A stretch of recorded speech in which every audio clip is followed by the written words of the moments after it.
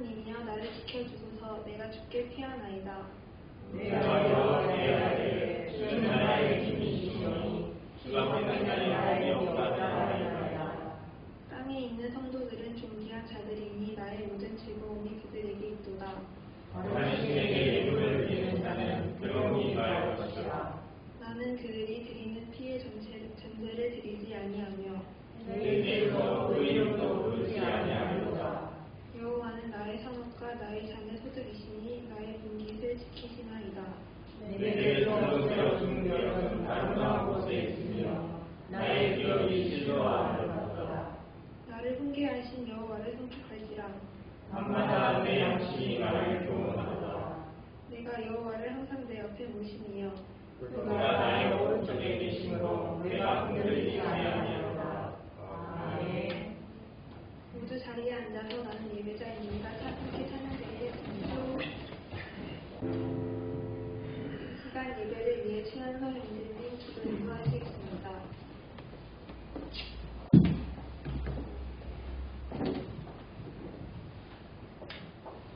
우리를 사랑하시는 하나님 감사합니다. 오늘 하나님의 날에 우리를 불러주시고 찬양하게 하셔서 감사합니다. 한 주일을 살아가면서 주님 앞에 잘못한 것이 있다면 이 시간 주님 용서해 주세요. 이 시간 드리는 예배가 주님께서 기쁨으로 받으실 예배가 되도록 온 마음 다하여 예배드리기 도와주세요.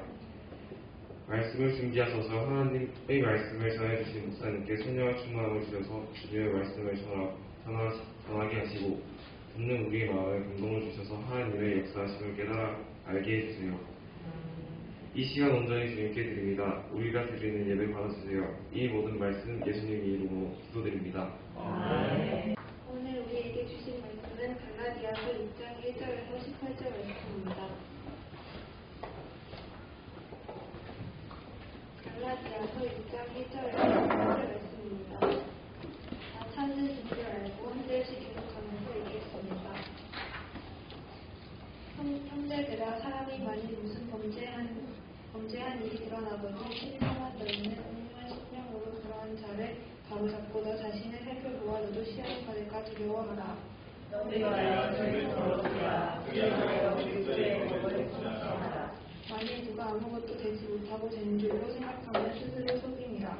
각각 자기의 일을 했으나 그리하는 사람같이 자기의 일을 했어도 남에게는 있지 아니하니 각각 자기의 짐을 질 것이라. 말씀을 받는 자는 말씀을 받는 자와 모든 것을 결정하게 하라. 스스로 속이지 말라. 하나님을 업신여김을 받지 아니하시나니 사람이 무엇으로 심든지 그대로 거두리라. 자기의 일을 위하여 심는 자는 스스로부터 성공의 것을 걸고 성령을 위하여 심는 우리가 선을 행하되 낙심하지 말지니 포기하지 아니하면 때가 이름에 거두리라. 그러므로 우리는 위에 있는 대로 결국 이에게 찬양하려 하되 또 믿음의 사람들에게 하십니다. 내 손으로 너희에게 이렇게 큰 글자로 쓴 것을 보라. 무릇 내 모양을 제외하는 자들이 억지로 너희에게 할 일을 받게 함은 그들이 그리스도의 십자가로 말미암아 박해를 당하려 함이라. 할례를 받은 그들이라도 스스로 율법은 지키지 아니하고 너희에게 할례를 받게 하려 하는 것은 그들이 너희의 육체로 자랑하려 함이라. 그러나 너희는 그리스도 그리스도의 십자가 외에 결코 사랑할 것이 없으니 그리스도로 말미암아 세상이 나를 대하여 십자가에 못 박고 내가 또한 세상을 대하여 그러하니라. 할례나 무할례가 아무것도 아니로되 오직 새로 지으심을 받는 것만이 중요하니라. 무릇 이 일을 행하는 자에게와 하나님의 자에게 평강과 긍휼이 있으리라. 이후로는 누구든지 나를 괴롭게 하지 말라. 내가 내 몸에 예수의 흔적을 지니고 있노라. 형제들아, 우리 주 예수 그리스도의 은혜가 너희 심령에 있으리라. 아멘. 할렐루야. 예, 우선 반갑습니다. 우리는 알게 모르게 지금 갈라디아서라는 신약 성경을 1장부터 6장까지 다 읽어보았습니다. 지난 설교 계속 보시면 알 거예요. 그러면서 지금 했던 게 뭐냐면 갈라디아서는 십자가에 대해서 이야기하고 또 그 십자가를 통한 예수님을 대해서 이야기하고 그렇게 십자가와 예수님을 제대로 알고 이 시대에 어떻게 나타낼 수 있을까, 적용할 수 있을까를 고민하며 그 길을 통해서 진정한 자유함을 좀 맛보자 하는 거거든요. 세상이 주는 거대한 시스템에 우리가 살고 있지만 그 시스템을 정말 사람이 사람답게 살 수 있는 시스템으로 만들어내는 그런 일을 통해서 그 안에서 우리가 자유하자라는 그런 메시지입니다. 근데 거기서 이야기하는 그런 그 자유라는 게 뭔지 좀 감이 오지 않으십니까? 마치 이런 거죠. 하고 싶은 대로 다 하고 살 수 있고 가지고 싶은 걸 다 가지고 살면 정말 그게 자유인가 하는 것입니다. 맞아요. 아닐 거예요. 아마 우리가 하고 싶은 거대로 다 하고 사는 그 자유를 이야기한다면 오히려 우리는 할 수 있는 게 더 많이 없을 겁니다. 위험해서 밖에도 잘 못 돌아다닐걸요. 범죄가 넘쳐나서. 그러면 이 자유를 위해서 분명히 해야 될 게 있고 그 자유를 위해서 나아가야 될 것이 있습니다. 그러면 자유함을 제대로 누리면 분명히 행복할 텐데 어떻게 해야지 그 행복을 누리고 자유를 누릴 수 있을까에 대해서 갈라디아서 6장은 계속해서 이야기해주고 있습니다. 이렇게 물어봐야 될 것 같아요. 여러분 행복하십니까? 라고 묻는다면 이게 각자는 행복할 때가 있고 행복하지 않을 때도 있을 것 같지만 요즘 시대 자체가 행복하기가 어려운 시대라고 하고 있습니다. 전문가들이 이야기하기는 마치 이런 거죠. 사람 10명이 있어요. 근데 앉을 자리는 5개밖에 없습니다. 이런 시스템에서 당연히 그 자리에 앉지 못하는 5명은 불행한 거고요. 그리고 그 자리에 앉아있는 그런 5명은 행복한가 했을 때 아니라고 하더라고요. 왜냐하면 내가 뭔가를 열심히 해서 성취했고 이루었지만 늘 그 자리를 뺏길 수도 있다는 불안감 때문에 늘 경쟁을 해야 되잖아요. 그래서 이런 시스템에서는 자리는 5개 있지만 10명 다 불행해질 수밖에 없는 그런 세상이라고 합니다.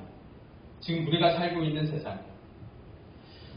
그런데 이런 세상이 눈에 들어오는 이유는 뭐냐면 지금 사도 바울이 이 말씀을 전하며 살아가고 있는 이 갈라디아 시대에는 다른가 했을 때 더하지 않았을까요? 오죽하면 예수님이 오셔가지고 그렇게 십자가까지 지시고 세상을 변화시키려고 하셨을까 싶은 거죠. 그런 세상에서 정말 자유함을 누리고 행복을 누리기 위해서는 필요한 게 있다라고 우리는 지난주부터 계속해서 이야기하고 있습니다. 그런 의미에서 사도 바울이 결론적으로 가르쳐주고 있는 자유를 누릴 수 있는 그리스도인의 삶, 그리고 그 안에서 진정한 행복을 얻어갈 수 있는 그리스도인의 삶에 대해서 오늘의 말씀 2절이 이렇게 이야기하고 있습니다. 너희가 짐을 서로 지라 그리하여 그리스도의 법을 성취하라.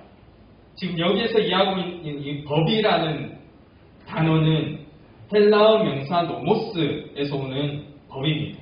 근데 이 법이 율법 할 때 그 법하고 똑같은 단어입니다. 여러분 우리 계속 율법이 나빠요. 이거는 안 지켜도 되는 건가요? 없애야 되는 건가요? 이 얘기가 아니라고 했죠. 제대로 사용하는 거라고 했습니다. 그렇게 본다면 말 그대로 그리스도인은 뭐냐면 그리스도의 법을 잘 지키는 사람들이라는 거죠. 그리고 이 말을 통해서 지금 그리스도인들에게 주어진 자유가 어떤 의미인지 분명히 알 수 있습니다. 자유가 있다고 해서 법이 없는 무법자가 되라는 말이 아닙니다. 오히려 이 자유를 위해서 무엇을 해야 되는가. 그리고 오늘 말씀 1절이 이렇게 일러주고 있습니다. 1절의 말씀입니다. 형제들아 사람이 만일 무슨 범죄한 일이 드러나거든 신령한 너희는 온유한 심령으로 그러한 자를 바로잡고 너 자신을 살펴보아 너도 시험을 받을까 두려워하라. 무슨 말인가요? 이게 자유가 그냥 좀 편하고 하고 싶은 것 하고 할 수 있는 그런 것을 이야기하는 것이 아니라 이 바로잡고 해야 될 것 있다라는 것을 계속해서 강조하고 있습니다. 그런 관점에서 지금 읽어보니까요. 3절부터 이어지는 쭉 6장의 말씀이 차분히 읽어보면 이게 무법과는 전혀 상관없고 또 자유와도 거리가 있는 것 같은 내용이 이어지면서 계속 바로잡아야 하고 지켜야 될 것이 있다고 말하고 있는 거죠. 그러면 이상하지 않으십니까? 언뜻 생각했을 때 이게 의무가 있고 명령이 있는데 이게 무슨 자유를 위한 길인가? 그렇게 싶겠지만 8절에서 이렇게 전하고 있습니다. 자기의 육체를 위하여 심는 자는 육체로부터 썩어질 것을 거두고 성령을 위하여 심는 자는 성령으로부터 영생을 거두리라. 모르는 사람들은 할 수만 있다면 자유를 얻기 위해서 그리고 또 그 얻은 자유를 유지하기 위해서 집중하는 것이 있습니다. 오죽하면 바울이 이렇게 경계하라고 하고 있을까요? 지난 말씀 5장 13절에 형제들아 너희가 자유를 위하여 부르심을 입었으나 그러나 그 자유로 육체의 기회를 삼지 말고 오직 사랑으로 서로 종노릇하라. 이게 조금만 자유가 있으면 육체의 일을 만족시키기 위한 기회로 어떻게든 삼려 한다는 것입니다. 그 육체의 일 이어지는 19절부터 이렇게 알려주고 있습니다. 육체의 일은 분명하니 음행과 더러운 것과 호색과 우상숭배와 주술과 원수 맺는 것과 분쟁과 시기와 분냄과 당 짓는 것과 분열함과 이단과 투기와 술취함과 방탕함과 또 그와 같은 것들이라. 이게 우리가 말씀 들으면 나는 거기에 해당되지 않을 것 같겠지만 이 모습이 그냥 나쁜 모습으로 오는 게 아니라는 게 문제죠. 아주 달콤한 모습으로 오고 내가 이 정도면 가능하겠지 싶은 모습으로 오기 때문에 더 위험한 것입니다.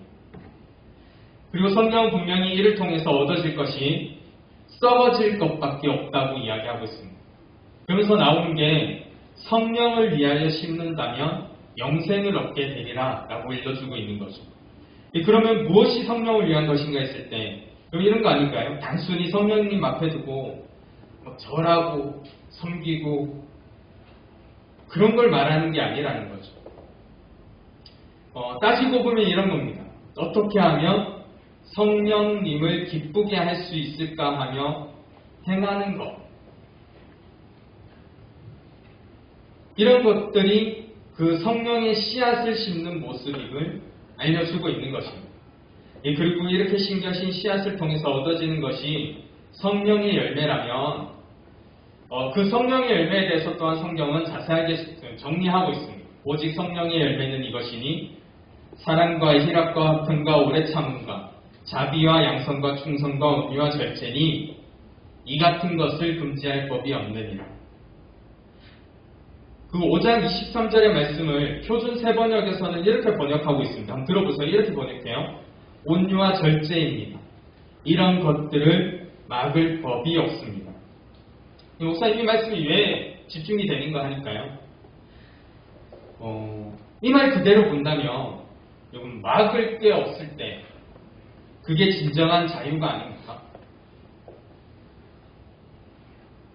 그러니 지금 오늘 본문 3절부터 나타나는 모든 말씀의 과정이 바울과 갈라디아 교회의 사람들에게는 자유의 길로 나아가는 순간이 되는 것입니다. 뭔가 의무가 생기고 역할이 있어서 더 부담이 늘고 해야 될 게 있어서 가기 싫은 길 같겠지만 아니 오히려 그 길을 걸어가면서 자유를 더 얻게 된다는 거죠.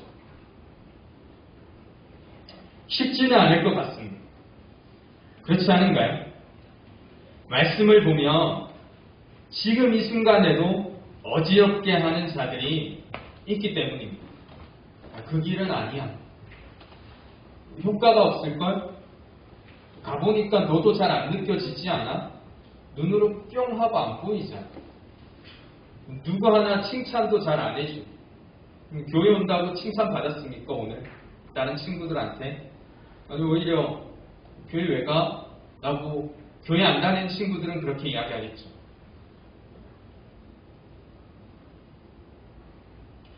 그래서 바울은 이렇게 말씀을 맺고 있습니다.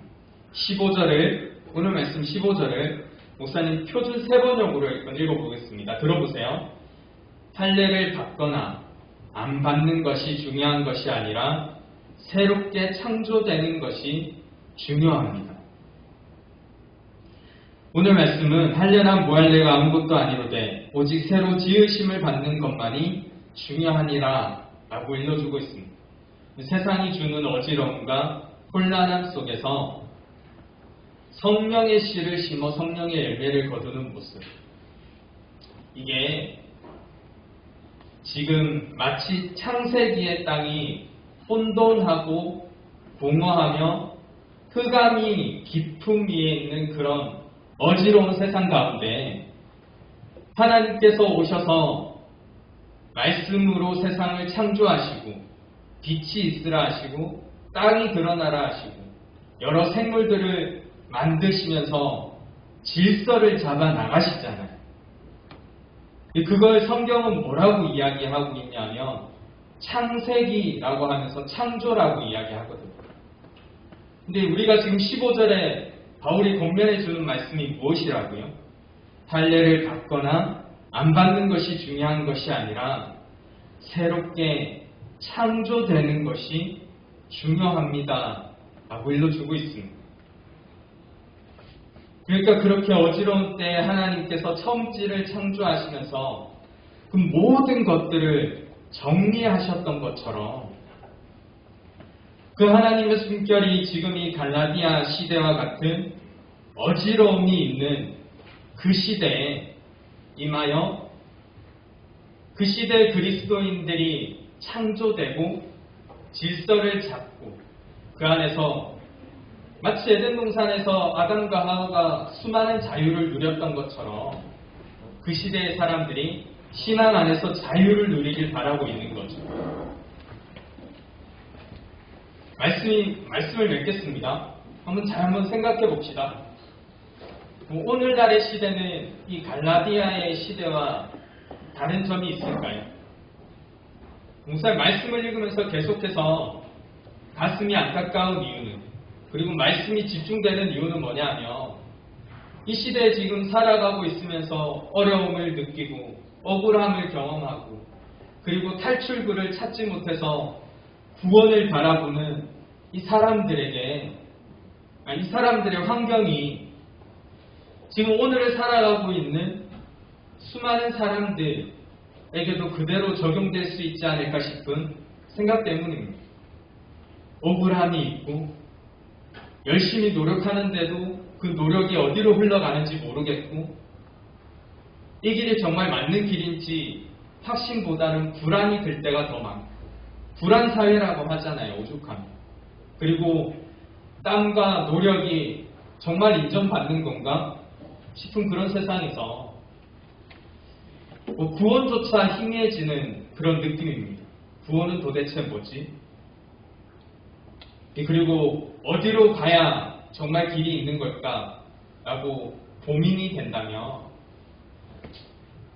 같은 의미로 지금 말씀이 계속해서 거기에서 그리스도인들이 살아야 될 길과 방법과 자유함과 마침내 얻을 수 있는 행복에 대해서 이야기해주고 있다는 것입니다.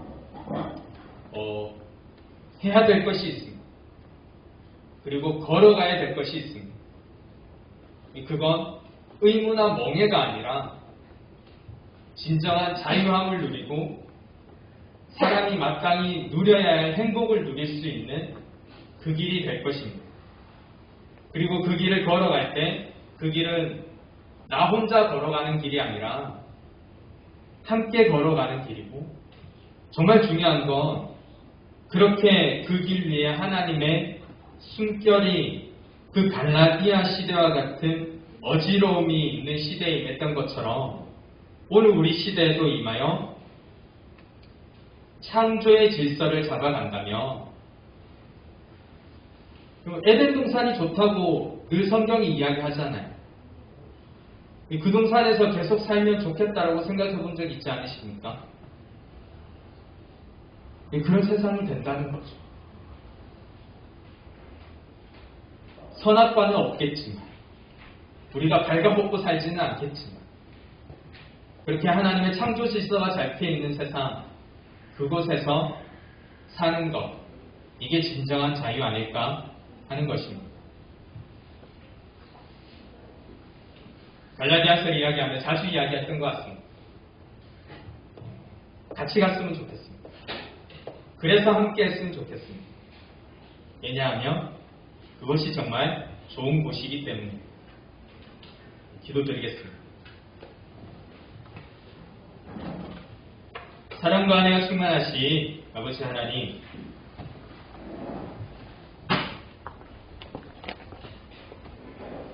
하나님 나라를 바라보며 꿈꾸며 만들어 나가길 원하는 그리스도인들이 주님 이 시기에 십자가를 지고 그렇게 예수님을 생각하며 나아가려고 합니다.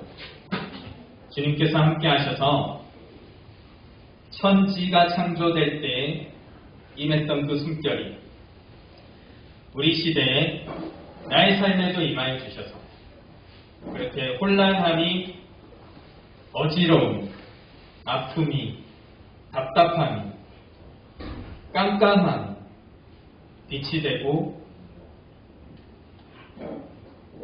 편안함이 되고 쉴만한 물가가 될 수 있도록 주님 은혜를 다하여 주시옵소서.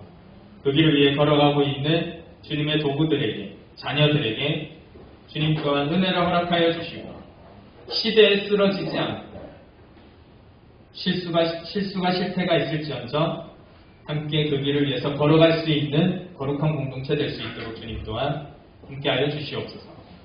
그 말씀 주 예수 그리스도의 이름으로 기도드립니다. 아멘. 함께 주기도문 하심으로 예배를 마치겠습니다.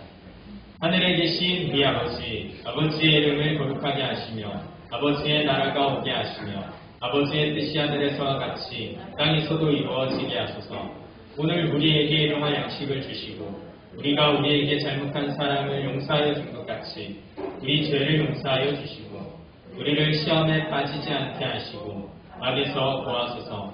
나라와 권능과 영광이 영원히 아버지의 것입니다. 아멘.